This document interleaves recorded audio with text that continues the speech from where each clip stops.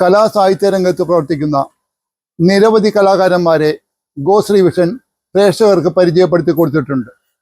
അത്തരത്തിലുള്ള ഒരു കലാകാരനെയാണ് ഗോശ്രീ വിഷൻ പ്രേക്ഷകർക്ക് പരിചയപ്പെടുത്തുന്നത്. കാലത്ത് ചിത്രരചനയിലും ശില്പങ്ങൾ ഉണ്ടാക്കുന്നതിലും വളരെയധികം മികവ് പുലർത്തിയിരുന്ന ഒരു കലാകാരൻ പിൽക്കാലത്ത് സാമ്പത്തിക പരാധീനത മൂലം അദ്ദേഹത്തിൻ്റെ കുലത്തൊഴിലായ ആശാരിപ്പണിയിലേക്ക് തിരിയേണ്ടി വന്നു. എങ്കിലും വർഷങ്ങൾക്ക് ശേഷം അതായത് ജീവിതത്തിൻ്റെ അർദ്ധ സെഞ്ചുറിയുടെ അവസാന കാലഘട്ടത്തിൽ വീണ്ടും അദ്ദേഹം രചനയിലേക്ക് തിരിഞ്ഞു. അങ്ങനെ അനവധി ശില്പങ്ങൾ നമ്മുടെ ചെറായിയുടെ കരയിൽ തന്നെ വളരെയധികം ശില്പങ്ങൾ ഉണ്ടാക്കിയ ഒരു വ്യക്തി, ആ വ്യക്തിയുടെ പേരാണ് ഉണ്ണി കണ്ണിക്കര. ഇന്ന് ആ വ്യക്തിയാണ് ഗോശ്രീ വിഷൻ പരിചയപ്പെടുത്തുന്നതാകട്ടെ ശാസ്ത്ര സാഹിത്യ പരിഷത്തിന്റെ കുലപതി എന്ന് വിശേഷിപ്പിക്കാം. അതുമാത്രമല്ല, അദ്ദേഹം ഒരു സ്കൂൾ അധ്യാപകനാണ്. വളരെ നല്ല രീതിയിൽ പ്രവർത്തിക്കുന്ന ഒരു പൊതുപ്രവർത്തനം കൂടിയാണ്. ആ വ്യക്തി മറ്റാരുമല്ല, ചെറായിയുടെ സാംസ്കാരിക മണ്ഡലത്തിൽ വ്യക്തിമുദ്ര പതിപ്പിച്ച ദേവരാജൻ മാഷാണ്. ദേവരാജൻ മാഷും ഉണ്ണിയുമായുള്ള ഈ ഇന്റർവ്യൂവിലേക്ക് നമുക്കൊന്ന് എത്തി നോക്കാം. നമസ്തേ ഉണ്ണി. നമസ്കാരം സാറേ, ഇതാണ് എൻ്റെ വീട്. കുറച്ച് വർക്കുകൾ ഒന്ന് പരിചയപ്പെടാം.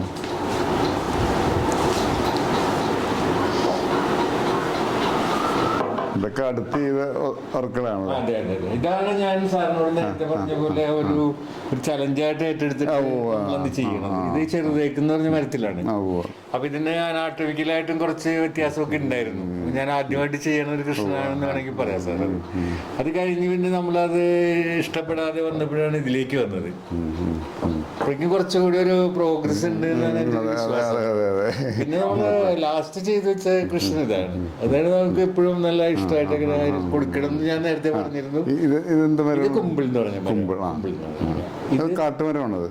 ഒരു പാഴ്മരമാണ് ശരിക്കും. നമുക്ക് വീടൊന്നും പണിയാൻ നോക്കില്ല. പക്ഷെ ഇത് ശില്പങ്ങൾ ചെയ്യാനായിട്ട് പണ്ട് മുതൽ തന്നെ ശില്പികൾ ഉണ്ടാക്കുന്നതും ഇതിന്റെ ആ ഒരു യൂണിഫോം കളർ ഉണ്ട്. നമുക്ക് നോക്കിയാൽ ഞാൻ നേരത്തെ പറഞ്ഞ പോലെ മനസ്സിലാവും. ഇതിനൊക്കെ ഗ്രെയിൻസ് ഒക്കെ വരുമ്പോ അതിനൊരു മുഖത്തൊക്കെ ലൈൻസ് ഒക്കെ നമ്മൾ കാണുന്നുണ്ട്. ഇതിന് ആ ഒരു ലൈൻസ് ഒന്നും നമുക്ക് കാണില്ല. മരത്തിന്റെ ഒറിജിനൽ ആയിട്ടുള്ള ഒരു ഗ്രെയിൻസ് ആണ്. അപ്പോൾ ഇത് നമുക്ക് ഇതിലൊന്നും കാണാൻ കഴിയില്ല. അതാണ് അതിൻ്റെ ഒരു പ്രത്യേകത സാർ. പിന്നെ ശില്പത്തിലുള്ള റിലീഫ് വർക്ക് എന്ന് പറഞ്ഞൊരു വർക്കാണ്. അത് നമ്മൾ പ്ലെയിൻ ആയിട്ടുള്ള തടിയിൽ വെച്ചിട്ട് വാളിലൊക്കെ ഹാങ് ചെയ്യാനായിട്ടൊക്കെ ഉപയോഗിക്കുന്നത്. അതാണ് സാധാരണഗതിയിൽ ആളുകൾ ചെയ്യുന്നത്. ഇത് ചെയ്യുമ്പോഴേക്കും ഞാൻ ഈ പറഞ്ഞ പോലെ അനാട്ടമി എല്ലാം കറക്റ്റായിട്ട് ചെയ്ത് അത്രയും അതിനൊരു ഇതുണ്ടാവില്ല. അപ്പൊ സാറിന് എന്താണെന്ന് വെച്ച് കഴിഞ്ഞാൽ അഭിപ്രായങ്ങൾ ഞാൻ നേരത്തെ പറഞ്ഞ പോലെ ഞാൻ ഇപ്പോഴും ഈ കാര്യത്തിലൊരു കുട്ടിയാണ്, ശിശുവാണ്. സാറിന് എന്താണ് തോന്നിയെന്ന് വെച്ച് അഭിപ്രായം പറയാം.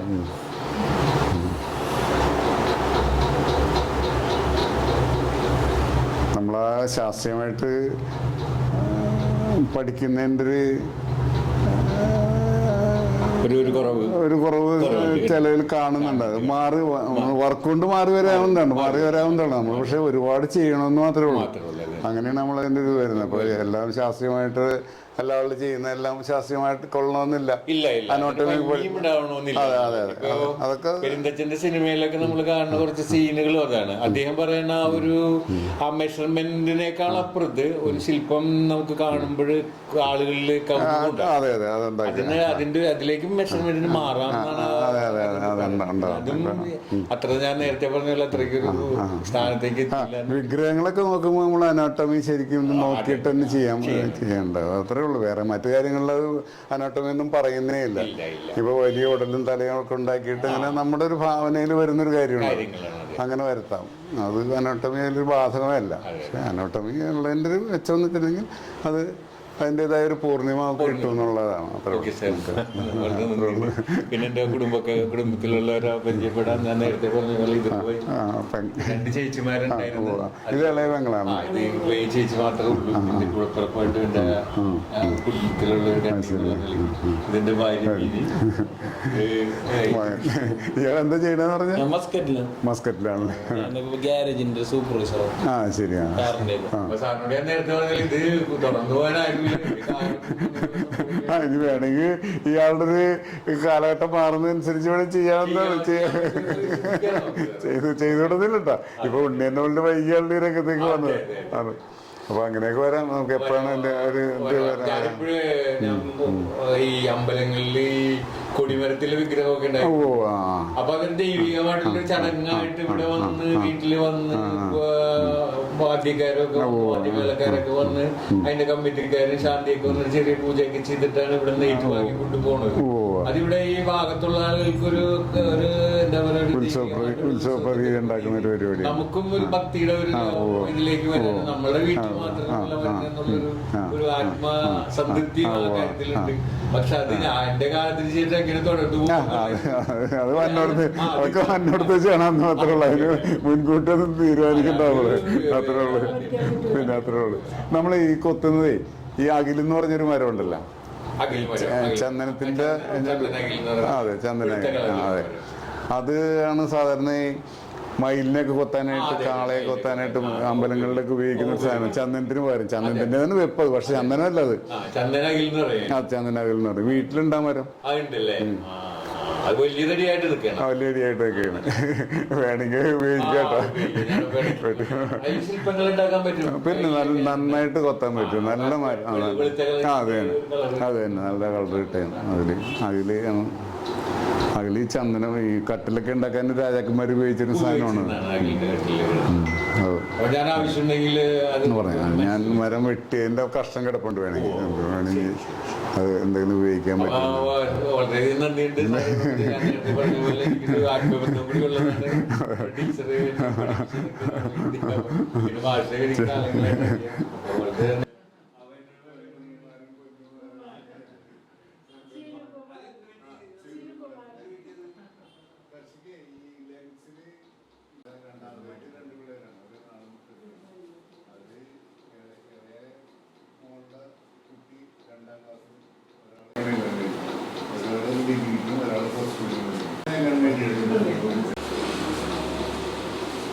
പരിമിതമായിരുന്നെങ്കിലും ബാല്യകാലം വളരെ സന്തോഷപ്രദമായി എന്ന് മനസ്സിലാക്കുന്നു.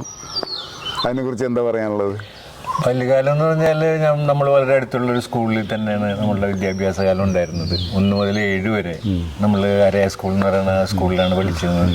പഠിപ്പിച്ച മാഷന്മാരും എല്ലാവരെയും ഞാൻ ഇന്നും ഓർക്കുകയാണ്. അവരെല്ലാവരും ഒരു മാഷിനേക്കാൾ അപ്പുറത്ത് നമ്മൾ വീട്ടിൽ വിട്ട് പോകുമ്പോൾ അവരുടെ ഒരു രക്ഷകർത്താവിൻ്റെ സ്ഥാനത്ത് നിന്നുകൊണ്ട് നമ്മൾ സ്നേഹിക്കാനും ഉപദേശിക്കാനും അതുപോലെ തന്നെ പഠിക്കാനും പഠിത്തത്തിലുള്ള ശ്രദ്ധയ്ക്കും വേണ്ടിയൊക്കെ അവർ ഒരുപാട് കഷ്ടപ്പെട്ടിട്ടുണ്ട്. അതോടൊപ്പം തന്നെ സ്മരണയെന്ന് പറയുമ്പോഴുണ്ടായ ഞാനൊരു ചെറിയ കുസൃതിയൊക്കെ ആയിരുന്നു. അപ്പോൾ പലപ്പോഴും കുട്ടികളുമായിട്ടൊക്കെ തല്ലുകൂടുന്നൊരു സ്വഭാവം ഉണ്ടായിരുന്നെങ്കിൽ പോലും ഇതിനെല്ലാം കൃത്യമായ ഒരു ന്യായം കണ്ടെത്തുന്നതിൽ എനിക്ക് അന്ന് ഒരു ഇതുണ്ടായിരുന്നു എന്ന് എനിക്ക്. കാരണം ഒരു ഉദാഹരണമായിട്ട് ഞാൻ ഒരു ദിവസം ഉണ്ട് ഒരു കുട്ടി നമ്മളെ ഇൻ്റർവെല്ലിൽ വിടുമ്പം അപ്പം മൂത്രമൊഴിക്കുന്ന ആ സമയത്ത് നമ്മൾ പുറത്തേക്ക് വിടുമ്പോൾ ഒരു കുട്ടി 2 പിള്ളേർ ഇടിച്ചിട്ട് നമ്മൾ ആ മൂത്രമൊഴിക്കുന്ന സ്ഥലത്തേക്ക് വരിക, എൻ്റെ മൂത്രം അറിയാതെ അവരുടെ ദേഹത്ത് വീഴുകയും ചെയ്തൊരു സംഭവം ഉണ്ടായി. അത് വല്ലാത്തൊരു വിവാദമായി 4ലോ 3ലോ പഠിക്കുന്ന സമയത്താണെന്ന് എനിക്ക് തോന്നുന്നത് വിവാദമായി. അപ്പോൾ എനിക്കും വല്ലാത്തൊരു വിഷമമുണ്ടായിരുന്നു. പക്ഷേ ടീച്ചറെന്ന് വെച്ച് കഴിഞ്ഞാൽ അന്ന് വളരെ നല്ലൊരു ടീച്ചറായിരുന്ന കമലാക്ഷി ടീച്ചറിന് നമ്മളെ സ്കൂളിലെല്ലാം എല്ലാവരും അറിയും. എനിക്ക് വളരെ സ്നേഹമുള്ളൊരു ടീച്ചറായിരുന്നു. പറമ്പാടി വീട്ടിലുണ്ടായിരുന്ന ടീച്ചർ. അവർ ഹെഡ് മിസ്റ്റേഴ്സിൻ്റെ അടുത്തേക്ക് ഞങ്ങളെ വിളിക്കുകയും അപ്പോൾ വിളിച്ചിട്ട് തന്നെ ഭയങ്കരമായി പുള്ളിക്കാരത്തി വഴക്ക് പറയാൻ തല്ലാനൊക്കെ ഒന്നും ചെയ്തപ്പോൾ എന്തുകൊണ്ടാണ് അങ്ങനെ ചെയ്തതെന്നുള്ളൊരു ചോദ്യം എന്നോട് ചോദിക്കുമ്പോൾ ഞാൻ ടീച്ചറോട് വളരെ ലാഘവത്തോടെ മറുപടി പറഞ്ഞ്, ടീച്ചറെ ഞാനതൊരു കുട്ടിയാണ്, ആ കുട്ടിക്ക് മൂത്രം ഒഴിച്ച് വരുമ്പോൾ അതെങ്ങനെ നിർത്താൻ പറ്റുക, അവർ തന്നെയാണ് കുറ്റക്കാരതിൽ. അതുകൊണ്ട് ഞാൻ അവരുടെ ദേഹത്ത് സൈഡിൽ വീണ് പോയിട്ടുണ്ടെങ്കിൽ ഞാനതിൽ മാപ്പ് ചോദിക്കാന്നുള്ള നിലയിലേക്ക് ഞാൻ ടീച്ചറോട് പറയാം. ടീച്ചർ അത് വളരെ ആ ഉയർത്തിയ ചൂരിൽ വളരെ താഴത്തേക്ക് വെക്കുകയാണ് ചെയ്തത്. അതോടൊപ്പം തന്നെ മാഷിൻ്റെ എന്നെ ഇൻ്റർവ്യൂ ചെയ്യണ മാഷിൻ്റെ ഒരു സിസ്റ്ററും ഉണ്ടായിരുന്നു, ഓമന ടീച്ചർ. വളരെ നല്ല ടീച്ചറായിരുന്നു. നമ്മളോട് വളരെ സ്നേഹത്തോടെ ഹിന്ദി പഠിപ്പിച്ചിരുന്ന ടീച്ചറുണ്ടായിരുന്നു. ബാഹുലേൻ മാഷ് ഉണ്ടായിരുന്നു, ഷെണായി സാർ. അങ്ങനെ വളരെ നല്ല ഗുരുനാഥന്മാരുടെ കീഴിൽ എനിക്ക് ശിക്ഷണം കിട്ടിയിട്ടുണ്ട്. അതുകൊണ്ട് തന്നെ പഠിക്കുന്ന സമയത്ത് ഞാനൊരു ഒരുവിധം നല്ലൊരു കുട്ടിയായിരുന്നു എന്നാണ് പൊതുവെ പറയപ്പെടുന്നത് പഠിക്കുന്ന കാര്യത്തിൽ. ചിത്രകല ഞാൻ പഠിക്കണമെന്നല്ല, അങ്ങനെ ഒരു കല ഉണ്ടായിരുന്നത് പരിപോഷിപ്പിക്കാനായിട്ട് അന്ന് അവിടെ ഉണ്ടായിരുന്നു. ഉണ്ടായിരുന്ന, ഇപ്പോഴും അദ്ദേഹം ജീവിച്ചിരിപ്പുണ്ട്, ഒരു സാഹിത്യകാരനും കൂടിയായിട്ടുള്ള ജോസഫ് പനക്കൽ എന്ന് പറഞ്ഞ സാറുണ്ട്. അപ്പോൾ അദ്ദേഹം എന്നെ എല്ലാ മത്സരങ്ങളിലും പങ്കെടുപ്പിക്കുകയും അപ്പോൾ സമ്മാനങ്ങൾ കിട്ടാനുള്ളൊരു സാധ്യതയൊക്കെ ഉണ്ടായിട്ടുണ്ടായിരുന്നു. അപ്പോൾ വളരെ നല്ലൊരു ബാല്യകാലമാണ് എന്നെ സംബന്ധിച്ചുള്ളത്. ആ സ്കൂളിലെ ആ പരിസരങ്ങളും എല്ലാം എന്നും മനസ്സിലിങ്ങനെ ഓർത്ത് നിൽക്കുന്നത്. അപ്പോൾ ഈ വരയും മറ്റു കാര്യങ്ങളെല്ലാം തന്നെ നമ്മളുടെ ഉള്ളിലുണ്ടായിരുന്നു. ചെറുപ്പത്തിൽ തന്നെ ഉണ്ടായിരുന്നു. പിന്നെ അത് പിൽക്കാലത്ത് നമുക്ക് അതിനെ പോഷിപ്പിക്കാൻ കഴിഞ്ഞാന്ന് ചോദിച്ചാല് ഇല്ല എന്നാണ് അതിനുള്ള ഉത്തരം. അതില് പറയുമ്പോൾ വളർന്നു വരുന്ന ആ സമയത്ത് നമ്മളത് കഴിയുന്നു, ഹൈസ്കൂളിലേക്ക് പോകുന്നു, ഹൈസ്കൂളിൽ SMHS പഠിക്കുന്നു. അപ്പോൾ അവിടെ നമ്മൾ ഒരുവിധം നല്ല രീതിയിലേക്ക് നമ്മൾ കാര്യങ്ങൾ ചെയ്യുന്നു. പഠിക്കുന്ന സമയത്ത് എനിക്കുണ്ടായിരുന്ന ഒരു ആഗ്രഹം എന്ന് പറഞ്ഞാൽ ഡോക്ടർ ആവുക എന്നുള്ളതായിരുന്നു. അപ്പോൾ ആരെ സ്കൂളിൽ നിന്ന് ഞാൻ പഠിച്ചു പോകുമ്പോൾ അന്ന് നന്നായിട്ട് പഠിച്ചു പോകുന്ന കുട്ടികളെ സ്കോളർഷിപ്പിന് എക്സാമിന് പങ്കെടുപ്പിക്കുന്ന ഒരു രീതി ഉണ്ടായിരുന്നു. ഇന്നിപ്പോൾ അതെന്താണെന്നൊന്നും എനിക്കറിയില്ല. അപ്പോൾ അന്ന് പബ്ലിക് SSLCയുടെ പബ്ലിക് എക്സാമിനാണ് ഈ സ്കോളർഷിപ്പ് എഴുതാനുള്ള കുട്ടികളെ കൊണ്ടുപോയി പബ്ലിക് എക്സാം എഴുതിക്കുകയും അതിൽ പാസ്സാവുന്ന കുട്ടികൾക്കൊരു സ്റ്റൈപ്പൻഡ് പോലെ കൊടുക്കുകയും ചെയ്യുന്ന ഒരു പരിപാടി ഉണ്ടായിരുന്നു. ഇപ്പോൾ ചെയ്യണ്ടെന്ന് എനിക്കറിയില്ല കൃത്യമായിട്ട്. അപ്പോൾ അത് ജയിക്കുകയും അപ്പോൾ അവർ ആ ചോദ്യങ്ങളിൽ എന്നോട് ചോദിച്ചിരുന്ന ചോദ്യം ഉണ്ടായിരുന്നു, ഭാവിയിൽ ആരാകാൻ ആഗ്രഹിക്കുന്നു എന്നുള്ള ചോദ്യം ഉണ്ടായിരുന്നു. അപ്പോൾ ഞാൻ എനിക്കായിരുന്നു ഡോക്ടേഴ്സിനെ ഭയങ്കര ഇഷ്ടമായിരുന്നു. കാരണം നമുക്കറിയാം ജീവിച്ചിരിക്കുന്ന ദൈവങ്ങളാണ് അവർ. എന്തൊരു അസുഖങ്ങളും പ്രശ്നങ്ങളും ഉണ്ടായിക്കഴിഞ്ഞാൽ അവരുടെ അടുത്ത് ചെന്ന് മരുന്ന് കഴിച്ച് നമുക്ക് അത് ആ രീതിയിലേക്ക് പോകാൻ കഴിയുന്നത് അത് തന്നെ മനസ്സിലൊരു ഒരു ദൈവത്തിൻ്റെ സ്ഥാനത്ത് പ്രതിഷ്ഠിക്കപ്പെട്ടിട്ടുണ്ടായിരുന്നു. പക്ഷെ അതും നമ്മൾ വഴിയെ സംസാരിക്കുമ്പോൾ പറയാം. അപ്പോൾ അങ്ങനെ വരെയും സ്കോളർഷിപ്പ് ജയിക്കുകയും ചെയ്തു. എനിക്ക് ആ സ്കോളർഷിപ്പോട് കൂടിയാണ് ഞാൻ ആ ഹൈസ്കൂളിലെ പഠനം. ആ കാലത്ത് എന്ന് വെച്ചാൽ വളരെ ദാരിദ്ര്യത്തിൻ്റെ ദിവസങ്ങളായിരുന്നു എന്നുള്ളൊരു സത്യമാണ്.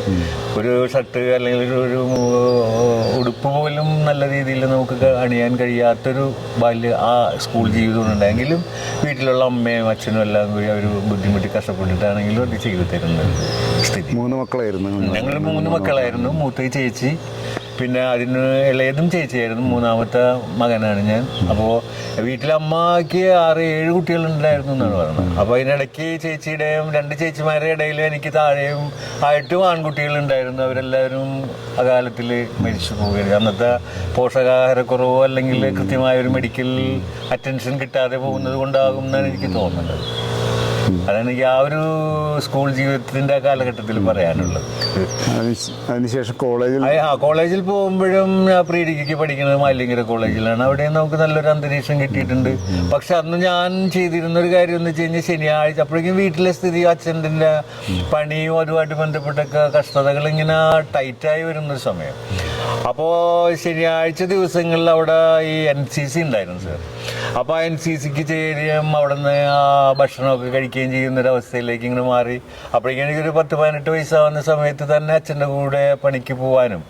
അപ്പോൾ ഞാൻ ഇടക്കാലത്ത് വെച്ചിട്ട് ആ NCCയും നമ്മൾ കട്ട് ചെയ്തിട്ട് പിന്നെ ശനിയും ഞായറും ദിവസങ്ങളിൽ നമ്മൾ അച്ഛൻ്റെ കൂടെ പണിക്ക് പോവുകയും ബാക്കിയുള്ള ദിവസങ്ങളിൽ പഠിക്കാൻ പോവുകയും ചെയ്യുന്ന ഒരു രീതിയിലാണ് ഞാൻ എൻ്റെ വിദ്യാഭ്യാസം പ്രീ ഡിഗ്രി അവിടെ പൂർത്തിയാക്കുന്നത്. വളരെ നല്ല രീതിയിൽ എനിക്ക് അന്ന് പ്രീ ഡിഗ്രി പാസ്സാവാൻ കഴിഞ്ഞൊരു സെക്കൻഡ് ക്ലാസ്സോടുകൂടി സെക്കൻഡ് ഗ്രൂപ്പ് എടുത്ത് പാസ്സാവുകയും ചെയ്ത ഒരു വ്യക്തി കൂടിയാണ് ഞാൻ. അതിനുശേഷം ഞാൻ അടുത്ത വിദ്യാഭ്യാസം എന്ന് പറഞ്ഞാൽ നമുക്കറിയാവുന്ന പ്രശസ്തമായ UC കോളേജിൽ വളരെ നല്ല രീതിയിൽ ഫിസിക്സിന് എനിക്ക് തോന്നുന്നത് ഒരു എബോവ് 80% മാർക്ക് ഉണ്ടായിരുന്നു. അപ്പോൾ അന്നത്തെ സെക്കൻഡ് ഗ്രൂപ്പ് എന്ന് പറഞ്ഞാൽ ഫിസിക്സ്, കെമിസ്ട്രി ആൻഡ് ബയോളജി ഇതായിരുന്നു അതിൻ്റെ ഗ്രൂപ്പ്. അപ്പോൾ ബയോളജി എടുക്കുന്നതിൻ്റെ ഒരു കാര്യം തന്നെ നമുക്ക് മെഡിസിന് പോകണം എന്നുള്ളൊരു ആഗ്രഹത്തോടുകൂടിയായിരുന്നു. അപ്പോൾ അത് പോകാനുള്ള മാർക്ക് ഉണ്ടായിരുന്നു. കാരണം 360 മാർക്കാണ് ടോട്ടൽ സബ്ജക്ട്സിനുള്ളത്. അതിൻ്റെ 80% ഉണ്ടെങ്കിൽ നമുക്ക് മെഡിസിൻ അന്ന് കിട്ടുമായിരുന്നു. ഇന്നത്തെ പോലെ ഈ എൻട്രൻസിൻ്റെ എക്സാം ഒന്നും ഇല്ലായിരുന്നു. എനിക്ക് അതിനകത്ത് 345 ഉണ്ടായിരുന്നു. അപ്പോൾ ഞാനൊരു OBCയിൽ പെടുന്നതുകൊണ്ട് തന്നെ ആ റിസർവേഷനിൽ എനിക്ക് ആ അഡ്മിഷൻ കിട്ടുമായിരുന്നു. പക്ഷേ വീട്ടിലെ സാമ്പത്തിക സ്ഥിതി, വളരെ അടുത്തുള്ള ആളുകളൊക്കെ എന്നെ സഹായിക്കാമെന്ന് പറഞ്ഞെങ്കിൽ പോലും തിരുവനന്തപുരത്ത് അല്ലെങ്കിൽ അതുപോലുള്ള സ്ഥലത്ത് പോയി നിന്ന് പഠിക്കാൻ ആ കോഴ്സ് പൂർത്തിയാക്കാനുള്ള ഒരു സാധ്യത ഇല്ലാതെ പോയത് ജീവിതത്തിൽ ആദ്യം കിട്ടിയൊരു പ്രഹരമാണ്. ആ ഒരു പ്രഹരത്തിൽ നിന്ന് ഇപ്പോഴും ഞാൻ മുക്തനല്ല എന്നുള്ളത്. അപ്പോൾ അതോടെ വിദ്യാഭ്യാസത്തിനെ കുറിച്ചുള്ളതും വിദ്യാഭ്യാസം കൊണ്ട് നമുക്ക് നേടാൻ പറ്റുന്ന ആ ഒരു ഒരു ലെവലിനെ കുറിച്ചൊക്കെ ആകെ മനസ്സിൽ സംശയം ഒടുകൂടി. കാരണം ഇത്ര കഴിവുണ്ടെങ്കിൽ അല്ലെങ്കിലും നമ്മൾ ആഗ്രഹിച്ചാലും എത്രയും ബുദ്ധിമുട്ടിയാലും ആ സാമ്പത്തികം എന്ന് പറയുന്നത് ഏറ്റവും വലിയൊരു ഘടകമായിട്ട് നമുക്കൊന്ന് മാറി എന്നുള്ളതാണ്. അപ്പം അതിന് തന്നെ ഒരുപാട് പേര് അപേക്ഷിക്കാനും അവിടെ നിന്നും ഫോറൊക്കെ വാങ്ങിച്ചുകൊണ്ട് തരാനൊക്കെ ഒരുപാട് പേര് എന്നെ സഹായിച്ചു. പക്ഷേ അഡ്മിഷൻ്റെ സമയത്ത് നമുക്ക് അതിന് വേണ്ടുന്ന പൈസ അല്ലെങ്കിൽ അവിടെ പോയി ഹോസ്റ്റലിൽ നിൽക്കാനോ ഒക്കെ ഉള്ള രീതിയിലൊരു ഫൈനാൻസ് ഫണ്ട് കണ്ടെത്താൻ കഴിഞ്ഞില്ല എന്നുള്ളൊരു ഭയങ്കരമായ പരമാർത്ഥം. പിന്നെ പഠിപ്പിന് ശേഷം അച്ഛൻ്റെ ജോലിയിൽ അതെ. അപ്പം അത് കഴിഞ്ഞതിന് ശേഷം നമ്മളവിടെ UC കോളേജിൽ ചേരുകയും അപ്പോൾ കൂടുതൽ മാർക്ക് അന്ന് ഉണ്ടായിരുന്നത് ഫിസിക്സിനായിരുന്നു. എൻ്റെ 90% അടുത്തുണ്ടായിരുന്നു. അപ്പോൾ അതുകൊണ്ട് തന്നെ അവിടെ ഡയറക്റ്റ് അപ്ലൈ ചെയ്തു. അവിടെ നിന്ന് നേരെ അന്നൊക്കെ എന്ന് വെച്ച് കഴിഞ്ഞാൽ വളരെ വിജയ ശതമാനം കുറവുള്ള സാറിനറിയാം. എനിക്ക് ഞാൻ SSLC പാസ്സാവുന്ന സമയത്ത് ഏതാണ്ട് 27-28% ഒക്കെ ഉള്ളൂ ഈ വിജയ ശതമാനം. നമ്മളിപ്പോൾ 90-98-100% SSLCക്ക് വിജയ ശതമാനമുള്ള കൂടിയിട്ടില്ല. അതിന് അപ്പോൾ ജയിച്ചു പോകുന്ന ആളുകളും ജയിപ്പിക്കുന്ന ആളുകളുടെ ഒക്കെ നിലവാരത്തെ കുറിച്ച് ഞാൻ പലപ്പോഴും അങ്ങനെ വിഷമിക്കാറുണ്ട്. കാരണം പല കുട്ടികൾക്കും അതിന് ശേഷം ഞാൻ ക്ലാസ് എടുക്കുക ഇപ്പൊ ഈ 100% അല്ലെങ്കിൽ 98% A+ കിട്ടുന്ന കുട്ടികളുടെ നിലവാരത്തെ കുറിച്ച് ഞാൻ ഈ അടുത്ത കാലത്തും വരെ ഞാൻ ട്യൂഷനൊക്കെ എടുക്കുമായിരുന്നു. മോൾക്ക് ട്യൂഷൻ സെന്റർ പോലെയൊക്കെ ഉണ്ടായിരുന്നു. അപ്പോൾ അവിടെ പോയി എനിക്ക് സമയം കിട്ടുമ്പോഴൊക്കെ അവിടെ പോയി ക്ലാസ് എടുക്കുമ്പോഴൊക്കെ ഒന്നിനെ കുറിച്ച് ഒരു പിടിയില്ലാത്ത പിള്ളേർക്ക് പോലും A+ കിട്ടുന്നൊരവസ്ഥയെന്നുള്ളത്. അവർ വളർന്നു വരുമ്പോൾ എന്താകും എന്നുള്ളതിനെ കുറിച്ചൊരു ചിന്ത കഷ്ടമാണെങ്കിലും പിള്ളേർ പഠിക്കുന്ന കുട്ടികൾ അന്നും ഇന്നും എന്നും പഠിക്കുന്നുണ്ടെന്നൊരു സത്യവും കൂടി എൻ്റെ കൂടെയുണ്ട്. അപ്പോൾ അതാണ് എനിക്ക് ആ ഡിഗ്രി വിദ്യാഭ്യാസ കാലത്തെ കുറിച്ച് പിന്നെ ഒരുപാട് സുഹൃത്തുക്കളുണ്ടായിരുന്നു. പിന്നെ അന്നുണ്ടായിരുന്ന അന്ന് ഉണ്ടായ ഒരു സംഭവം എന്ന് വെച്ച് കഴിഞ്ഞാൽ ഈ പറഞ്ഞ പോലെ ഈ കഷ്ടപ്പാടിൻ്റെയും ബുദ്ധിമുട്ടിൻ്റെ ഇടയിലൂടെ മനസ്സിലൂടെ ഒരു തീവ്രമായ കമ്മ്യൂണിസം വളർന്നു വന്നിട്ടുണ്ടായിരുന്നു. അപ്പോൾ ഈ നമുക്ക് എതിരെയുള്ള പ്രശ്നങ്ങൾ നമ്മൾ ഈ സാധാരണക്കാർക്ക് ജീവിക്കാൻ പറ്റാത്ത അല്ലെങ്കിൽ അവർക്ക് അവരുടെ ആഗ്രഹങ്ങൾ പൂർത്തീകരിക്കാൻ പറ്റാത്ത തലത്തിലേക്കുള്ള സംഭവവികാസങ്ങൾ ഉണ്ടാകുമ്പോഴും എപ്പോഴും അതിനൊക്കെ പ്രൊട്ടസ്റ്റ് അതിനൊക്കെ എതിർക്കണം എന്നുള്ളൊരു തോന്നൽ അതെന്നെ ഒരു തീവ്രവാദ പ്രസ്ഥാനത്തിലേക്ക് തന്നെ എത്തിച്ചു എന്നുള്ളതാണ് സത്യം ആ കാലഘട്ടത്തിൽ. പക്ഷെ അതിൽ നിന്ന് മാറ്റിയെടുക്കാനായിട്ട് എൻ്റെ കൂടെ പഠിച്ചിരുന്ന ഒരു ശ്രീജി എന്ന് പറഞ്ഞ കുട്ടി ഉണ്ടായിരുന്നു. കുട്ടി എന്നല്ല, അദ്ദേഹം ഇപ്പം അപ്പൂപ്പനായിട്ടുണ്ട്. പക്ഷെ അദ്ദേഹം എൻ്റെ കൂടെ നിന്ന് എന്നെ കുറിച്ച് എൻ്റെ വീട്ടിലുള്ള സാഹചര്യങ്ങളൊക്കെ അറിയാവുന്നതുകൊണ്ടും എന്നെ എപ്പോഴും ഉപദേശിക്കുകയും നിർബന്ധിക്കുകയും ചെയ്തുകൊണ്ട് ഞാൻ ആ ഒരു എന്താ പറയുക, നമ്മളൊരു കെണിന്നൊന്നും പറയാൻ പറ്റില്ലെങ്കിൽ പോലും അതിൽ നിന്ന് ഞാൻ ക്രമേണ രക്ഷപ്പെടുകയുണ്ടായത്. അപ്പോൾ അതുകൊണ്ട് തന്നെ ആ ഒരു തീവ്രമായ രീതിയിലേക്ക് അതിൻ്റെ സംഘടനകളിലേക്ക് പോകാതിരുന്നത് കൊണ്ട് തന്നെ ആ ഒരു ഭാവി എന്നൊക്കെ പറഞ്ഞാൽ വല്ലാത്തൊരു ഭാവിയാണ്. നമ്മൾ ആ ഒരു കാലഘട്ടത്തിലുണ്ടായ സംഭവവികാസങ്ങളൊക്കെ പരിശോധിക്കുമ്പോൾ നമുക്ക് കാണാൻ കഴിയും സാർ. അജിത അല്ലെങ്കിൽ കെ വേണു സാർ അങ്ങനെയുള്ള ആളുകളൊക്കെ പിന്നെ വർഗീസൊക്കെ ഉണ്ടായിരുന്ന ഒരു കാലഘട്ടം. അപ്പോൾ നമ്മൾ ആ ഒരു പ്രസ്ഥാനമായിട്ട് വായിക്കുമ്പോഴൊക്കെ നമുക്ക് ശരിക്കും ചോരത്തിളപ്പ് ഉണ്ടാകുമായിരുന്നു. അതിൽ നിന്ന് തന്നെ മാറ്റിയെടുക്കുകയും സാമാന്യ വിദ്യാഭ്യാസത്തിലേക്ക് കൊണ്ടുവരികയും അതനുസരിച്ച് പിന്നീടുള്ള പരിപാടികൾ ചെയ്യുക, അവിടെ നിന്ന് പഠിച്ച് പുറത്തിറങ്ങാനും കഴിയുന്ന ഒരു അവസ്ഥ ഉണ്ടായി സാർ. അതിനുശേഷം മറ്റ് ഗവൺമെന്റ് ജോലികൾക്കൊന്നും അതിനുശേഷം നമ്മൾ വന്ന് വീട്ടിലേക്ക് വരുമ്പോഴേക്കും അപ്പോൾ അച്ഛന് വയ്യാത്തൊരവസ്ഥയായി വീട്ടിൽ പണിക്ക് പോകേണ്ട ഒരു സ്ഥിതി വന്നു. രണ്ടാമത്തെ ചേച്ചി, ഞാൻ 7ാം ക്ലാസ്സിൽ പഠിക്കുമ്പോഴാണ് എൻ്റെ മൂത്ത ചേച്ചിയുടെ കല്യാണം കഴിയുന്നത്. അത് കഴിഞ്ഞിട്ട് അവർ തമ്മിലൊരു 4 വയസ്സിൻ്റെ വ്യത്യാസമുള്ളൂ. അപ്പം ഇതിൻ്റെ ഒരു കല്യാണം നടത്തുന്ന ഒരു അവസ്ഥ ഉണ്ടായിരുന്നു. അപ്പോഴേക്കും ഞാൻ ഈ ഡിഗ്രി കഴിഞ്ഞ് വരുമ്പോഴേക്കും ചേച്ചിക്ക് ഏതാണ്ട് ഒരു 26 വയസ്സിനപ്പുറത്തായിട്ടുണ്ടായിരുന്നു. അപ്പോൾ അതിൻ്റെ വിവാഹം നടത്താനായിട്ട് യാതൊരു രീതിയിലുള്ള സാമ്പത്തികം ഇല്ലാതെ വന്നതുകൊണ്ട് ഞാൻ അപ്പോഴേക്കും അച്ഛൻ്റെ കൂടെയൊക്കെ പണിക്കുകയും സാമാന്യം ഒരു കൊള്ളാവുന്ന രീതിയിൽ പണിയാവുന്ന ഒരു തലത്തിലേക്ക് എത്തിയിട്ടുണ്ടായിരുന്നു. കാരണം ഈ സ്കൂൾ കാലഘട്ടത്തിലായാലും ശരി, കോളേജ് കാലഘട്ടത്തിലായാലും ശരി, നമ്മുടെ ആ ശനിയാഴ്ചകളിൽ അല്ലെങ്കിൽ ഒഴിവ് കിട്ടുന്ന ദിവസങ്ങളിൽ എപ്പോഴും അച്ഛൻ്റെ കൂടെ അല്ലെങ്കിൽ അതുപോലെ മാമന്മാരൊക്കെ ഉണ്ടായിരുന്നു, അവരുടെ കൂടെയൊക്കെ പണിക്ക് പോവുകയും അതനുസരിച്ച് അതിന് ആ ഒരു കാരിയർ അന്നേ തന്നെ ഡെവലപ്പ് ചെയ്തിരുന്നു എന്നുള്ളതാണ് സത്യം. അപ്പോഴും ഈ കലാപരമായ സൃഷ്ടികൾ നടത്തുക എന്ന് പറഞ്ഞാൽ നടത്തിയിട്ടുണ്ടെന്ന് വേണം പറയാനായിട്ട്. അതായത് അടുത്തുള്ള നാടക സംഘങ്ങളൊക്കെ ഉണ്ടായിരുന്നു. ഇവിടെ നമ്മൾ ചെറായിലൊക്കെ ഉണ്ടായിരുന്നൊരു ജ്യോതിസ് തിയേറ്റേഴ്സ് എന്നൊക്കെ പറഞ്ഞ തിയേറ്റേഴ്സൊക്കെ ഉണ്ടായിരുന്നു.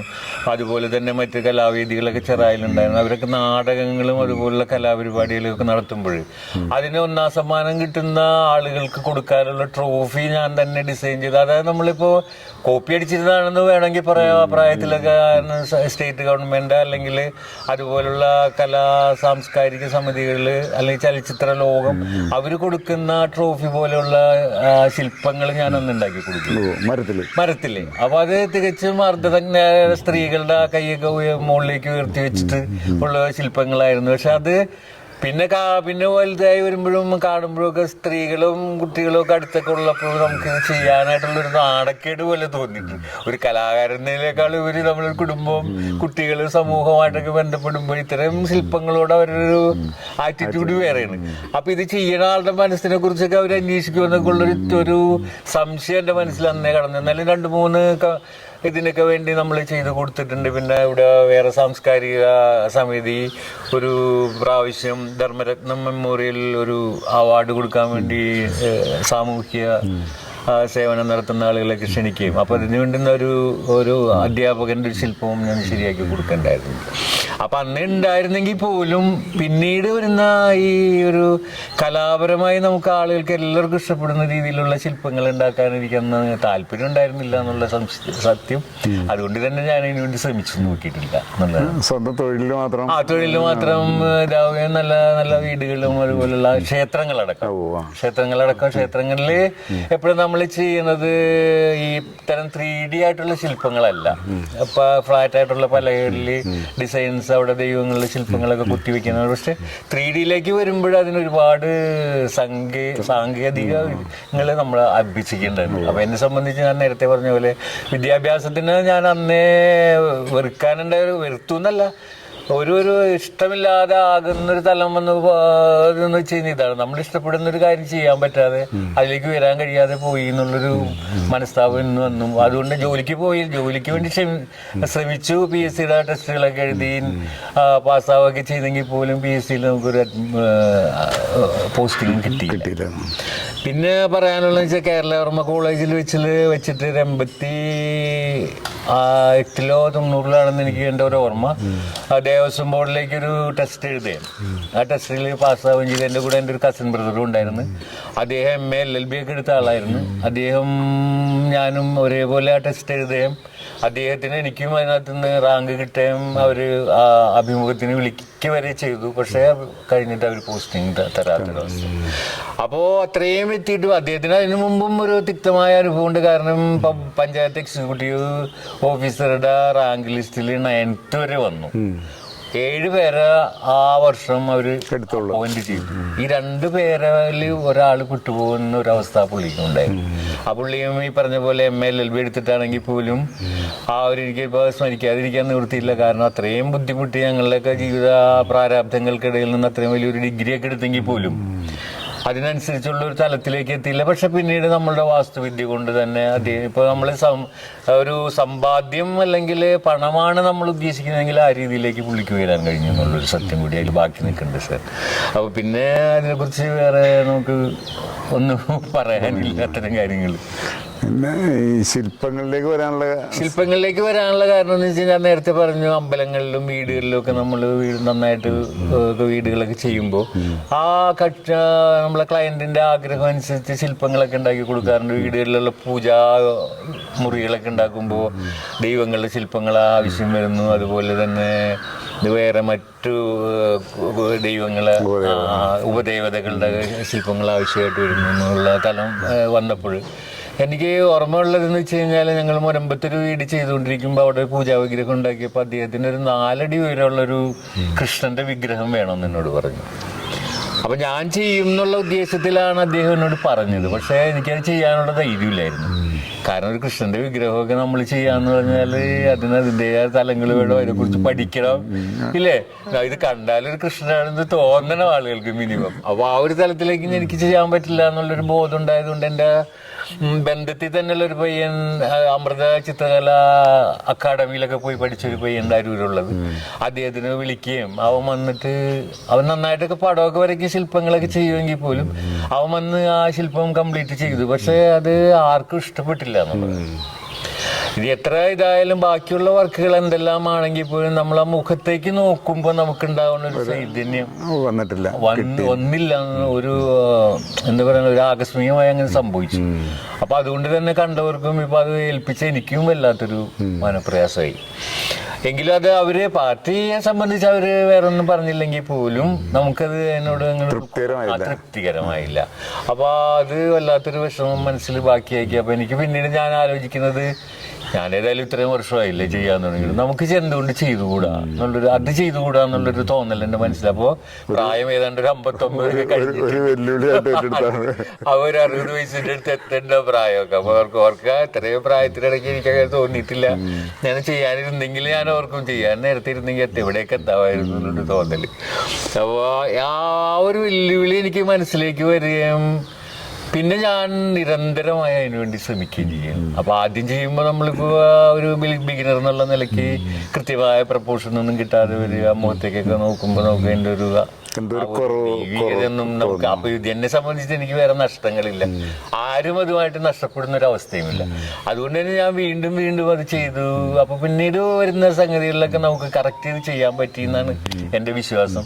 അത് ഓരോരുത്തർക്കും കാണുമ്പോഴും മനസ്സിലാക്കുകയും കണ്ട ആളുകൾക്കൊക്കെ ഇഷ്ടപ്പെടുന്ന ഒരു തലത്തിലേക്ക് എത്തുകയും അത് പല ആളുകൾക്കും അത് മാർക്കറ്റ് ചെയ്യാനും ഇഷ്ടപ്പെട്ട ആളുകൾക്ക് കൊടുക്കാനും വാങ്ങാനും വാങ്ങിക്കൊണ്ടു പോകാനും അവർക്ക് കഴിഞ്ഞു എന്നുള്ളൊരു സത്യത്തിൽ അവശേഷിക്കുന്നു. അപ്പൊ അത് തന്നെ, അതുകൊണ്ട് തന്നെ ഞാൻ വീണ്ടും വീണ്ടും അതിനെക്കുറിച്ച് ഇങ്ങനെ ഇപ്പൊ കഴിഞ്ഞൊരു 1 വർഷകാലമായിട്ട് ഞാൻ ഒന്നും ചെയ്യാറില്ല.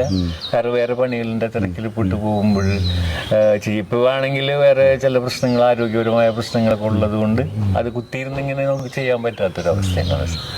ഈ ചെയ്യുന്ന സമയത്ത് നമ്മൾ സ്കെച്ച് ചെയ്തിട്ടാണ് ചെയ്യുന്നത്, കടലാസിൽ? അതെ അതെ, കടലാസിൽ നമ്മൾ അതിന്റെ ഔട്ട്ലൈൻ നമ്മൾ വരച്ചെടുക്കും, അതിന്റെ അനാട്ടമി ഒക്കെ കറക്റ്റ് ചെയ്തിട്ട് വരച്ചെടുക്കുകയും അത് നമ്മൾ ഈ തിക്കായിട്ടുള്ള തടിയിലേക്ക് പകർത്തി അത്രേ നമുക്ക് ചെയ്യാനുള്ളൂ. അപ്പോ ഏതാണ്ട് ഒരു ഔട്ടർ ഷേപ്പ് നമുക്ക് കിട്ടിക്കഴിയും. പക്ഷെ ആ ബാക്കി നമ്മൾ ഡീറ്റെയിൽസ് എടുക്കുമ്പോഴേക്കാണ് നമ്മളുടെ ഒരു ചെയ്യുന്ന ആൾക്കൊരു കഴിവുണ്ടായില്ലെന്ന് നമ്മൾ അറിയണത്. കാരണം പിന്നീട് വരുന്ന ബോഡിയുടെ ഷേപ്പിനും അയാളുടെ ആ നിൽക്കുന്ന ആംഗിളിനും ഒക്കെ അവിടെ നമുക്കൊന്നും വരയ്ക്കാൻ പറ്റില്ല. അത് ഓട്ടോമാറ്റിക്കായിട്ട് നമ്മുടെ മനസ്സ് കൊണ്ടും കൈ കൊണ്ടും തന്നെ ഉണ്ടാക്കിയെടുക്കും. അതെല്ലാ ശില്പികളും ഇപ്പൊ നമ്മൾ ചെയ്തത് നന്നായില്ലെന്നേക്കാൾ അപ്പുറത്ത് നന്നായിട്ട് ചെയ്യുന്ന എല്ലാ ശില്പികളും വളരെ ഭംഗിയായിട്ടൊക്കെ ചെയ്യുന്ന കുറെ ആളുകൾ എനിക്ക് ഇതുകൊണ്ട് തന്നെ ഒരു ഫ്രണ്ട്ഷിപ്പിലേക്ക് വരുത്താൻ കഴിഞ്ഞിട്ടുണ്ട്. അപ്പൊ അവരെയൊക്കെ മുന്നിൽ നമ്മൾ ആരുമില്ല. ഇപ്പോ രാമക്ഷേത്രം പണിയുണ്ട്, അതിന്റെ ശില്പിനെ കുറിച്ച് കഴിഞ്ഞ ദിവസം ഒരു ലേഖനം ഉണ്ടായിരുന്നു. അപ്പൊ ആ ശില്പങ്ങളൊക്കെ, രാമക്ഷേത്രത്തിൽ വെക്കുന്ന ശില്പങ്ങളൊക്കെ ഉണ്ടാക്കി വെച്ചേക്കണൊക്കെ കണ്ടാൽ ഇത് മനുഷ്യൻ തന്നെ ചെയ്തതാണെന്ന് നമുക്ക് തോന്നുന്ന ഒരു അവസ്ഥ. അപ്പൊ അത്രയും ആ തലത്തിലേക്ക് എത്താൻ കഴിഞ്ഞില്ലെങ്കിലും ഒരു പരിധി വരെയെങ്കിലും നമുക്ക് അതിന്റെ അരികിലെത്താൻ കഴിഞ്ഞു എന്നുള്ളൊരു ചാരിതാർത്ഥ്യമുണ്ട്. അതാണ് എനിക്ക് ആ ശില്പകലയെ കുറിച്ച് പറയാനുള്ളത്. ഇഷ്ടപ്പെട്ടൊരു ശില്പി ആരെങ്കിലും ഉണ്ടോ? ഇഷ്ടപ്പെട്ട ശില്പി എന്ന് പറഞ്ഞാൽ ഞാൻ നേരത്തെ ഒരു പഠന കാലഘട്ടങ്ങളിൽ കഴിഞ്ഞിറങ്ങുമ്പോൾ ഒരു അപ്പുക്കുട്ടൻ ആചാരി എന്ന് പറഞ്ഞൊരു ശില്പി ബാംഗ്ലൂർ ബേസ്ഡ് ആയിട്ടുള്ളത്. അപ്പൊ അദ്ദേഹത്തിന്റെ കുറെ കലാസൃഷ്ടികളൊക്കെ കാണാനും ഞാൻ കുറച്ച് നാൾ ബാംഗ്ലൂർ നിൽക്കുമ്പോൾ അവരുടെ പുള്ളിയുടെ ആർട്ട് ഗാലറിയിൽ പോകാനും അത് കാണാനും ഉള്ള അനുഭവം ഒരു ഭാഗ്യം എനിക്ക് ഉണ്ടായിട്ടുണ്ട്. അപ്പൊ അദ്ദേഹം എനിക്ക് തോന്നുന്നു ദേശീയ അക്കാദമിയുടെ ഒക്കെ അവാർഡൊക്കെ വാങ്ങിച്ചൊരു ശില്പിയും കൂടിയാണ്. അങ്ങനെ കുറച്ച് പേര്. പിന്നെ ഇപ്പോ കാണുന്നൊരു ഇതിലൊരു പവിത്രൻ പരിയാരം എന്നൊക്കെ പറഞ്ഞിട്ടൊരു ആർട്ടിസ്റ്റിന്റെ എൻ്റെ ഫേസ്ബുക്കിന്റെ സുഹൃത്തൊക്കെയാണ്. അപ്പൊ അദ്ദേഹം പിന്നെ ഒരു ബാലുശില്പി എന്ന് പറഞ്ഞ കരിങ്കല്ലിൽ ശില്പങ്ങൾ ഉണ്ടാക്കുന്ന ശില്പിയുണ്ട്. അദ്ദേഹമായിട്ട് ഞാൻ വളരെ അടുപ്പത്തിലാണ്. അദ്ദേഹത്തിന്റെയും ശില്പങ്ങൾ എനിക്ക് ഭയങ്കര ഇഷ്ടം. അതൊക്കെ ഒരു പ്രചോദനമാണ്. നമ്മൾ എന്നും ജീവിതത്തിൽ പഠിക്കണം എന്നുള്ളൊരു സത്യമുണ്ട്. ആ ഒരു പഠനം നമ്മൾ എങ്ങനെ തീർത്തെത്തുമ്പോഴാണ് നമ്മളൊരു അതിൽ പ്രവീണനാവണമെന്നാണ് എൻ്റെ ഒരു സത്യാവസ്ഥ. ഒരിക്കലും ആ ഒരു പഠനം ജീവിതകാലം അത്രയും നമുക്ക് പൂർത്തീകരിക്കാൻ കഴിയില്ല. എന്ത് മരമാണ് ഇതിന് ഉപയോഗിക്കാറ്? മരം നമ്മള് സാധാരണഗതിയിൽ ശില്പികൾ ഉപയോഗിക്കുന്ന മരങ്ങൾ എന്ന് വെച്ച് കഴിഞ്ഞാൽ കുമ്പിള്, തേക്ക്, പിന്നെ ഈട്ടി. അപ്പൊ ഞാനും ഏതാണ്ട് അതുപോലെ തന്നെ കുമ്പിളിലൊക്കെ ചെയ്യാവുന്ന ശില്പങ്ങൾക്ക് അതിൻ്റെതായ ഒരു വശ്യതയുണ്ട്. പിന്നെ തേക്കിലൊക്കെ ചെയ്യുമ്പോൾ എന്ന് വെച്ച് കഴിഞ്ഞാൽ അതിൻ്റെതായ ഗ്രെയിൻസും കാര്യങ്ങളൊക്കെ ഉള്ളതുകൊണ്ട് കുറച്ച് ഇരുളിമയും ആ ഷേപ്പിനൊക്കെ കുറച്ച് വ്യത്യാസങ്ങൾ നമുക്ക് തോന്നാമെങ്കിലും അതിൻ്റെ ലൈഫ് എന്ന് വെച്ചാൽ ഡ്യൂറേഷൻ ലൈഫ് വളരെയധികം കുറെ കാലം അങ്ങനെ നിൽക്കും. പിന്നെ അതിനും ഭംഗി നമുക്ക് ചെയ്യാനും കുറച്ച് എളുപ്പമുണ്ടാവും. കാരണം സോഫ്റ്റ് ആയിരിക്കും അങ്ങനെ ചെയ്യുമ്പോൾ.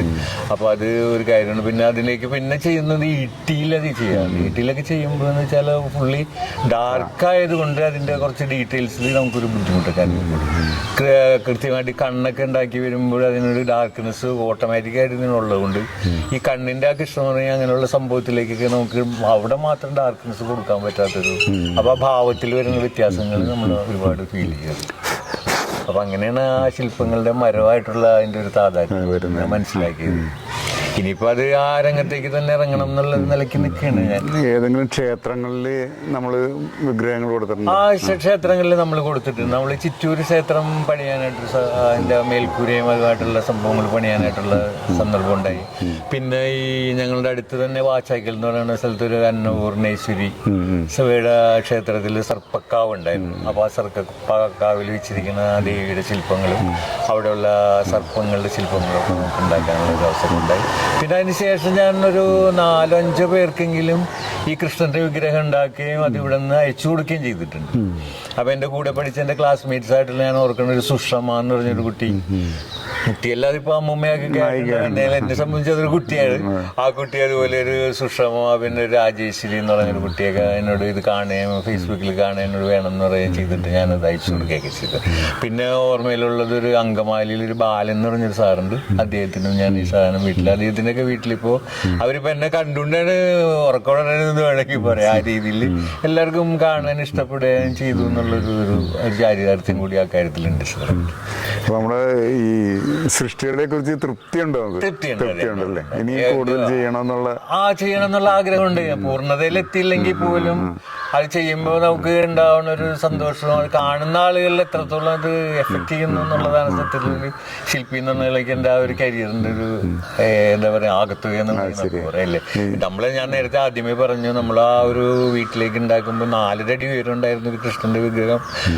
കുറഞ്ഞത് ഇപ്പൊ സാമ്പത്തികം സംസാരിക്കണമെങ്കിൽ ഒരു 60,000 രൂപയോളം ചെലവാക്കിയിട്ടാണെങ്കിൽ പോലും നമുക്കത് ആ കാണുന്ന ആളുകളിലേക്ക് അതൊരു എന്താ ഭക്തിയുടെ അല്ലെങ്കിൽ ഒരു ഇമ്പത്തിന്റെ ഒരു സൗന്ദര്യത്തിന്റെ ഒരു തലം എത്തിക്കാൻ പറ്റിയില്ല എന്ന് വെച്ച് കഴിഞ്ഞാൽ അതൊരു വല്ലാത്തൊരു കാര്യം. അപ്പൊ ആ ഒരു തലത്തിൽ ഞാൻ കുറച്ചെങ്കിലും വിജയിച്ചു എന്നാണ് എൻ്റെ ഒരു വിശ്വാസം. 2 മഹർഷിമാരുടെ ശില്പങ്ങൾ ഉണ്ടാക്കാനുള്ള റോഡ് നേരത്തെ വന്നിട്ടുണ്ടായിരുന്നു. പക്ഷെ അതെനിക്ക് അന്ന് ധൈര്യം ഇല്ലാത്തത് കൊണ്ട് തന്നെ ഞാൻ വളരെ പ്രസിദ്ധനായ ഒരു ശില്പി നമ്മുടെ വിഭാഗത്തിന്റെ രാമു എന്നാണ്. അദ്ദേഹം രാമു എന്ന് പറയുന്നത് സുനിൽകുമാർ, അദ്ദേഹം മോഹൻലാലിലേക്ക് ശില്പമൊക്കെ ഉണ്ടാക്കി കൊടുത്തേക്കാണ്. അപ്പൊ അദ്ദേഹത്തെയും വിളിച്ചുകൊണ്ട് വന്ന് അദ്ദേഹത്തിന്റെ നിർദ്ദേശാനുസരണം അദ്ദേഹത്തിന്റെ വേണ്ടി സഹായത്തോടെ ഞങ്ങൾ ശരിക്കൊരു പൂർണ്ണകായ പ്രതിമ 2 മഹർഷിമാരിങ്ങനെ സൈഡിൽ നിൽക്കുകയും അതിന് ഒരു തേരിന്റെ അകമ്പടിയോടെ അതിങ്ങനെ നമ്മുടെ ഈ വീതികളിലൂടെ കൊണ്ട് നടന്ന് പബ്ലിസിറ്റി അതിന് 6 അടി പൂർണ്ണകായ പ്രതിമ നമ്മൾ അന്ന് ഉണ്ടാക്കി. പക്ഷെ അതിന്റെ ഒരു പൂർണ്ണമായ വിജയം അല്ലെങ്കിൽ അതിന്റെ 100% അതിന്റെ ഒരു പിതൃത്വം അവകാശപ്പെടാൻ എനിക്ക് കഴിയില്ല. കാരണം അദ്ദേഹത്തിന്റെ നിർദ്ദേശാനുസരണം അദ്ദേഹം പറയുന്നതനുസരിച്ച് നമ്മൾ ചെയ്യുന്നത്. പിന്നെ അത് ആ ഫീൽഡ് പിന്നെയും നമ്മൾ ബ്രേക്കായി. പിന്നീടാണ് വർഷങ്ങൾക്ക് ശേഷം നമ്മൾ ഈ ഒരു പ്രോജക്റ്റിലേക്ക് ഇങ്ങനെ ഒരു തലത്തിലേക്ക് ഒരു മാനസികമായ ഒരു ഡെവലപ്മെന്റ് അതിനു വേണ്ടി ഉണ്ടാവേണ്ട ഒരു സാഹചര്യം അങ്ങനെയാണ് സാർ. അതാണ് എനിക്ക് ആ ശില്പകലേനെ കുറിച്ചൊക്കെ പറയുന്നത്. അപ്പൊ സാറിന് വേണമെങ്കിൽ നമുക്ക് വീട്ടില് നല്ല സംഗതികളൊക്കെ വളരെ കുറച്ച് കളക്ഷൻസേ ഉള്ളൂ എൻ്റെ കയ്യിൽ. ഉണ്ടാക്കിയത് കുറെ ഉണ്ടായെങ്കിൽ പോലും കുറെ ആളുകൾക്ക് ആവശ്യക്കാർക്ക് കൊടുക്കുകയും അപ്പൊ അതുകൊണ്ട് തന്നെ ലിമിറ്റഡ് നമ്പേഴ്സ് എൻ്റെ കയ്യിലുള്ളൂ. അപ്പൊ സാറിന് കണ്ടിട്ടും സാറിന് ഇഷ്ടപ്പെടും എന്നാണ് എൻ്റെ വിശ്വാസം. അല്ലെങ്കിൽ എന്നോട് തുറന്നു പറയണം നിന്റെ മാര്. എനിക്കറിയാം സാറൊരു ആർട്ടിസ്റ്റ് കൂടിയാണ്. വർഷങ്ങളായിട്ട് എനിക്ക് സാറിനെ അറിയാം. എന്താ പറയാ ശാസ്ത്രകലാ സാഹിത്യ പരിഷത്തിന്റെ ഒരു പ്രവർത്തകനും അതിൻ്റെ സജീവമായിട്ടുള്ള ഒരു വ്യക്തിയാണെന്ന് എനിക്കറിയാവുന്നതുകൊണ്ട് സാറിൻ്റെയൊക്കെ അഭിപ്രായമാണ് സത്യത്തിൽ. ഞാൻ ആ ഭാഗത്ത് എപ്പോഴും ഒരു ശിശുവിൻ്റെ മനസ്സോട് തന്നെ കാണുകയാണ് സത്യത്തിൽ. പ്രൊഫഷൻ എന്ന് വെച്ചാൽ പ്രൊഫഷനിൽ ഞാനൊരു ഇന്റീരിയർ ഡെക്കറേറ്ററാണ്. വീടിൻ്റെ എല്ലാവിധ ഡെക്കറേഷൻസ് ചെയ്യണം. അവിടെയൊക്കെ എനിക്കൊരു പൂർണ്ണത അല്ലെങ്കിൽ ഒരു എന്താ പറയുക ഒരു മാസ്റ്റേഴ്സ് ഉള്ള രീതിയിൽ ഉണ്ടാവുമെങ്കിൽ പോലും ഈ ഒരു കാര്യത്തിൽ ഇപ്പോഴും എൻ്റെ ആ ശൈശവത്വം വിട്ടുമാറിയില്ല എന്നുള്ളത് സത്യമാണ്. ആരുമായിട്ട് ബന്ധപ്പെട്ടില്ല. അതുകൊണ്ട് തന്നെയാണ് ഞാൻ ഇത്രയും താമസിച്ചു പോയത് എന്ന് എനിക്ക് തോന്നുന്നത്. ഒരു പബ്ലിസിറ്റിയോടുകൂടി എനിക്ക് അങ്ങനെ താല്പര്യമില്ലായിരുന്നു. 10 പേര് അറിയണം അല്ലെ അവർക്ക് എന്നെ കുറിച്ച് ഇങ്ങനെ എൻ്റെ നല്ലത് പറയണമെന്നല്ല എങ്കിൽ പോലും എനിക്കറിയാതൊക്കെ എന്നുള്ള നിലയ്ക്കാണെങ്കിലും ഞാൻ അങ്ങനെ എപ്പോഴും അത്തരം കാര്യങ്ങളിൽ നിന്ന് ഒരു നിസ്സംഗത എന്റെ മനസ്സിൽ എപ്പോഴും ഒക്കെ ഉണ്ടായിരുന്നു എന്നുള്ളതാണ് സത്യം. അതാണ് എനിക്ക് അത്തരം കാര്യങ്ങളെ കുറിച്ച് പറയാനുള്ളത്. പിന്നെ ഇപ്പോ എന്ന് വിചാരിച്ചൊരു എന്താ നിസ്സംഗത എന്നൊക്കെ പറഞ്ഞാൽ ഒരു പബ്ലിക് അപ്പിയറൻസിനൊന്നൊരു ഒരു ബുദ്ധിമുട്ടുണ്ടായിട്ടില്ല. ഇപ്പോഴും ഞാൻ എൻ്റെ സംഘമുണ്ട്, അതാ കഴിഞ്ഞ ദിവസം പത്രത്തിലുണ്ടായിരുന്ന ക്ലിപ്പിങ്ങിലുണ്ടായിരുന്ന സംഗതിയാണ്. ഞാനിവിടെ വിശ്വകർമ്മ സർവീസ് സൊസൈറ്റിയുടെ താലൂക്കിന്റെ പ്രസിഡന്റൊക്കെ ആയിട്ടൊക്കെ വർക്ക് ചെയ്യണം. അപ്പോൾ ആളുകളെ കാണാൻ, അവരോട് കാര്യങ്ങൾ പറയാനൊന്നും ഒരു പേടിയില്ലെങ്കിൽ പോലും ഇത്തരം കാര്യങ്ങളിൽ എപ്പോഴും മനസ്സിലൊരു കോംപ്ലക്സ് ആണെന്ന്, ഇൻഫീരിയോറിറ്റി കോംപ്ലക്സ് കോംപ്ലക്സ് ഉണ്ട്. ഇത് ശരിയാവോ അല്ലെങ്കിൽ ഇത് കണ്ടാൽ ആരെങ്കിലും എന്തെങ്കിലും പറയുമെന്നുള്ള ആ ഒരു കാര്യത്തിൽ എനിക്കൊരു ഇപ്പോഴും ഒരു സംശയം. കാരണം ഞാൻ പറയില്ല, പ്രശസ്തരായ ശില്പികളും കഴിവുള്ള ശില്പികളും ഒക്കെ ചെയ്തു വെച്ചിരുന്ന ശില്പങ്ങൾ കാണുമ്പോൾ നമുക്കറിയാം നമ്മള് ഈ ജീവിതം കൊണ്ടൊന്നും അങ്ങോട്ട് എത്തില്ല എന്നുള്ളൊരു ശരിയാണ്ട്. അത് കാരണം നമ്മളൊരു വിദ്യാഭ്യാസത്തിന്റെ പ്രശ്നം ഉണ്ടാക്കാറില്ല. നമ്മള് ശാസ്ത്രീയമായിട്ട് പഠിച്ചാൽ കുറെ കൂടി നമുക്ക് ധൈര്യം കിട്ടുമായിരുന്നു. ഈ ഒരു ധൈര്യമില്ലായ്മ നമ്മള് പിന്നോട്ട് വലിച്ചെന്നുള്ളത്. അതാണ് നമ്മൾ പലതും മറ്റവരെ ഏൽപ്പിക്കാനുള്ള കാരണമൊക്കെ അതാണ്. നമുക്ക് ചെയ്യാൻ പറ്റില്ല എന്നൊരു തോന്നില്ല. അത്രയും ഒരു കോൺഫിഡൻസ്, ക്യാഷും അത്രയും മുടക്കി കഴിഞ്ഞിട്ട് നമ്മൾ അത്രയും പറ്റിയൊരു മൂല്യം അതിന് കിട്ടുമെന്നുള്ള സംശയമാണ് മറ്റാളുകളെ ഏൽപ്പിക്കുക. പക്ഷെ അതിലൊരു പൂർണ്ണത കാണാതെ വന്നുകൊണ്ട് അതിലേക്ക് എത്തി ഒപ്പം നിന്ന് ചെയ്യാൻ പറ്റുന്ന മറ്റ് സുഹൃത്തുക്കൾ ഇല്ലാതെ പോയി. അതൊരു സപ്പോർട്ട് ഉണ്ടായിരുന്നു. ഇത്തരം കാര്യങ്ങളിൽ ഇപ്പോഴും അതെ. ഞാനിപ്പോ നമ്മുടെ സംഘങ്ങളുമായിട്ടൊക്കെ ബന്ധപ്പെടുമ്പോ ഓരോരുത്തരോടും ചോദിക്കും, നമുക്ക് വരയ്ക്കാനുള്ള കഴിവുകളുണ്ട്, അല്ലെങ്കിൽ ശില്പങ്ങൾ ചെയ്യാനുള്ള കഴിവുകളുണ്ട്, നമുക്കൊരു ശില്പശാല പോലെ അല്ലെങ്കിൽ ഒരു വർക്ക്ഷോപ്പ് പോലെ തുടങ്ങിയിട്ട് അതിന് വേണ്ടുന്ന എല്ലാ പരിപാടികളും ചെയ്യാന്ന് ഒരാളെ പോലും നമുക്ക് കിട്ടാത്തൊരു സഹായത്തിന് ആരുമില്ല ഒരു അന്തരീക്ഷം. എനിക്ക് തോന്നുന്നു ഈ ഇന്റർനെറ്റും അതുപോലെ കമ്പ്യൂട്ടറും ഒക്കെ വന്നുകൊണ്ടെന്ന് ഒട്ടും പിള്ളേരെ കിട്ടാത്ത അവസ്ഥ. അങ്ങനെയാണ് ആ ഒരു ഫീൽഡിനെ കുറിച്ച് ഞാൻ ഇപ്പൊ കാണുന്നത്. ഒറ്റപ്പെട്ടു പോകുന്നു. പുതുതലമുറകൾ അല്ലെങ്കിൽ പുതുനാമ്പുകളൊന്നും വളർന്നു വരാത്തൊരവസ്ഥ ഈ രംഗത്തുണ്ടെന്നുള്ള സത്യം. ഞാൻ അതിനെ കുറിച്ച് അന്വേഷിക്കുമ്പോഴും അല്ലെങ്കിൽ അത് ചെയ്യുന്ന ആളുകളുമായിട്ടൊക്കെ ബന്ധപ്പെടുമ്പോഴൊക്കെ നമുക്ക് കിട്ടുന്നൊരു പാഠം അതാണ്. ഈ മകന് ഞാൻ അത് തന്നെയാണ് ഞാൻ പറഞ്ഞത് നേരത്തെ.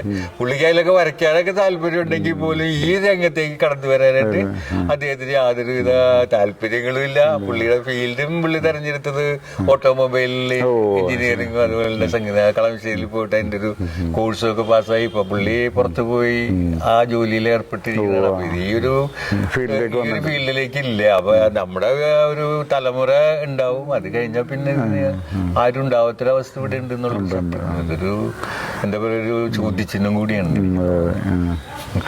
പറ്റിയ ശിഷ്യന്മാരെയും ശിക്ഷ ആദ്യം കിട്ടാനായിട്ട് യാതൊരു സാധ്യതയില്ല. അതാണ് ഞാൻ നേരത്തെ സാറിനോട് പറഞ്ഞത്. പലരും അന്വേഷിക്കുകയും നമ്മുടെ കുട്ടികളെ ഒരുപാട് കുട്ടികളായിട്ട് എനിക്ക് അറിയാം.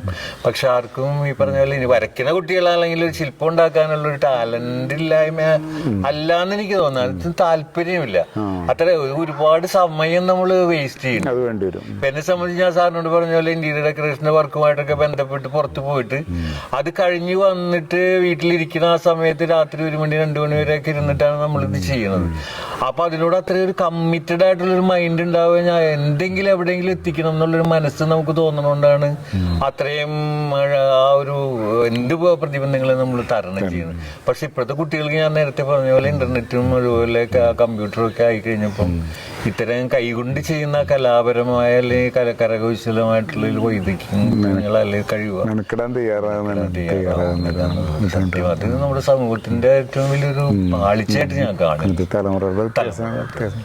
പിന്നെ അതില് നൈസർഗികമായിട്ടുള്ള വാസനയുള്ള ആളുകൾ തന്നെ വരുന്നത് മറ്റെന്തും തരണം ചെയ്യാൻ അത് പഠിച്ചെടുക്കാനുള്ള ഒരു കമ്മിറ്റഡ് ആയിട്ടുള്ള അല്ലെങ്കിൽ ഞാനിത് എനിക്ക് ചെയ്യണം എന്നുള്ള ഉണ്ടെങ്കിലേ ഇത്തരം കാര്യങ്ങൾ ചെയ്യാൻ പറ്റുള്ളൂ. അതിപ്പോ ഒരു കല, ഏതൊരു കല ആയാലും അങ്ങനെ തന്നെ. ഇപ്പൊ ഒരു പാട്ട് പാടുന്ന ആളായാലും ചിത്രം വരയ്ക്കുന്ന ആളായാലും ഇപ്പൊ ഈ ശില്പങ്ങൾ ചെയ്യുന്ന ആളായാലും എന്തൊരു എന്താ പറയുക ഒരു ഇന്റലക്ച്വൽ ആയിട്ട് അല്ലെങ്കിൽ ആക്റ്റീവായിട്ട് സർഗാത്മകമായിട്ടുള്ള ഒരു കലാപരിപാടി ചെയ്യണമെങ്കിൽ അതിനുള്ളൊരു കമ്മിറ്റ്മെന്റ് ഇപ്പോൾ സാറിനൊക്കെ അറിയാവുന്ന കാര്യം.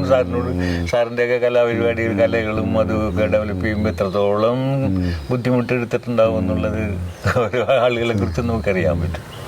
അതിനുള്ള തലമുറ വളർന്നു വരാൻ അതിന് സമൂഹത്തിന്റെ ഞാൻ നേരത്തെ ഒരു അഭിമുഖമുണ്ടായപ്പോൾ പറഞ്ഞ പോലെ സമൂഹവും അതിനോട് പുറംതിരിഞ്ഞ് നിൽക്കുന്ന ഒരു അവസ്ഥയാണുള്ളത്.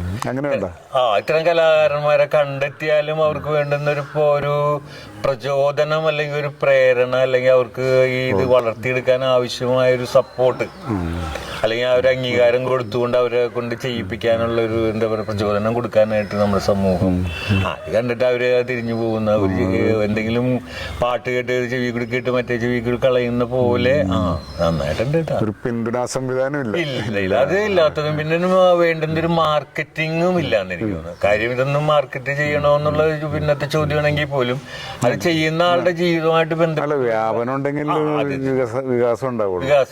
അതും ഇതിന്റെ ഒരു പോരായ്മയായിട്ട് ഞാൻ പലപ്പോഴും കാണാറുണ്ട്. അല്ലെങ്കിൽ നമുക്ക് ഒരുപാട് പേര് ഇപ്പൊ ആ ഒരു ഫീൽഡ് നമ്മൾ ചെയ്തു കഴിഞ്ഞാൽ നമ്മളുടെ ജീവിത സാഹചര്യങ്ങളെ മെച്ചപ്പെടുത്താന്നുള്ളൊരു തോന്നലുണ്ടെന്നുണ്ടെങ്കിൽ ഒരുപാട് പേര് ഒരു പക്ഷെ കടന്നു വന്നേനെ. പക്ഷെ അതില്ലാത്ത പോകുന്നു എന്നുള്ളതാണ്. എങ്കിലും നമ്മൾ ഇതുമായിട്ട് മുന്നോട്ട് പോകാൻ തീർച്ചയായിട്ടും എന്തെല്ലാം പ്രതിബന്ധം ഉണ്ടെങ്കിലും ഇപ്പൊ ഈ ഒരു സായങ്കാലത്ത് ജീവിതത്തിന്റെ സായങ്കാലത്തിൽ അത്തരം ഒരു പേടികളും സായങ്കാലം എന്ന് പറയാൻ പറ്റില്ല. 65 വയസ്സ് പറഞ്ഞ സായങ്കാലം എന്നുള്ളതായിട്ടില്ല. അപ്പൊ അതില് ഇങ്ങനെ വന്നാലും പോലും നമുക്ക് അങ്ങനെ ഒരു ഇപ്പൊ 65 യുവാക്കളുടെ ഒരു കാലമാണ്. അത് കഴിഞ്ഞ ഒരു വയസ്സിനഴക് എന്ന് പറഞ്ഞിട്ടൊരു പരിപാടി മനോരമ TV-ക്കാര് ചെയ്യും. നല്ല ഒരു പരിപാടിയാണ്.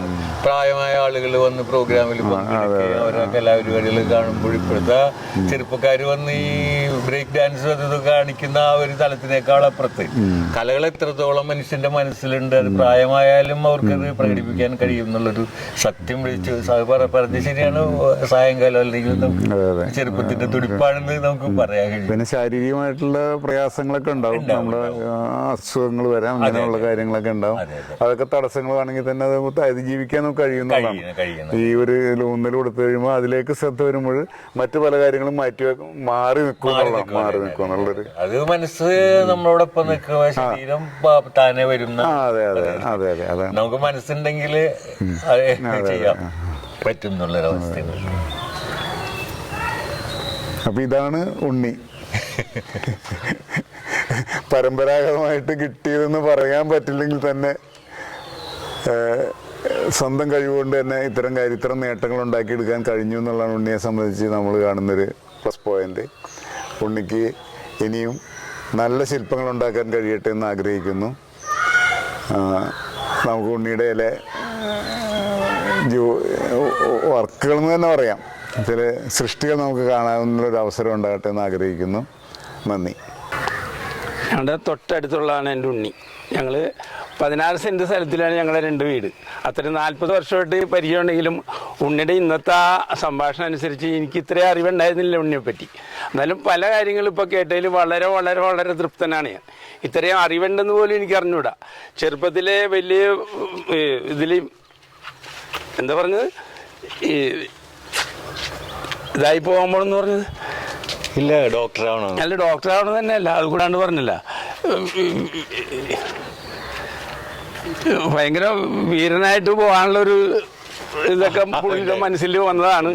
അതിലൊക്കെ തന്നെ സാമ്പത്തികവും അച്ഛൻ്റെ തൊഴിൽ കുറവും അച്ഛൻ്റെ വരുമാനക്കുറവും എല്ലാം കൊണ്ട് ഈ പണിയിൽ തന്നെ വന്നു ചേർന്ന അതൊക്കെ എനിക്കറിയാം. പക്ഷേ എങ്കിൽ ഇത്രയും അറിവും കാര്യവും ഉണ്ടെന്നുള്ളത് എനിക്ക് പോലും അറിയില്ല. പിന്നെ ഉണ്ണിനെ പറ്റി എനിക്ക് അധികം പറയാൻ ഇല്ല. അത്രയും അറിവ് എനിക്ക്. എൻ്റെ പണി എന്ന് പറഞ്ഞാൽ അധികം ഭയങ്കര പണിയായിരുന്നു. എൻ്റെ ഒരുപാട് ധൃതിഗതിയിലുള്ള പണിക്കാരനായിരുന്നു ഞാൻ. അതിൻ്റെ വല്ല അയൽവക്കത്തുള്ള ആളെ മാത്രമേ അറിയുള്ളൂ, മറ്റുള്ള കാര്യങ്ങളൊന്നും അറിയില്ലായിരുന്നു. ഇപ്പോൾ ഉണ്ണിയുടെ ഈ സംഭാഷണത്തിൽ കൂടി എനിക്ക് ഉണ്ണിനെ പറ്റി മുഴുവൻ മനസ്സിലായെന്നോളം പറയാനായിട്ട്. അതിൽ കൂടുതൽ എനിക്ക് വേറെ പ്രത്യേകിച്ചൊന്നും പറയാനില്ല. അത്രയും അടുത്ത ആൾക്കാരാണ് ഞങ്ങൾ. ഒരു മുറ്റോടെ ഞങ്ങൾ. ഈ ചാനൽ ഷെയർ ചെയ്യുക, സബ്സ്ക്രൈബ് ചെയ്യാൻ മറക്കരുത്.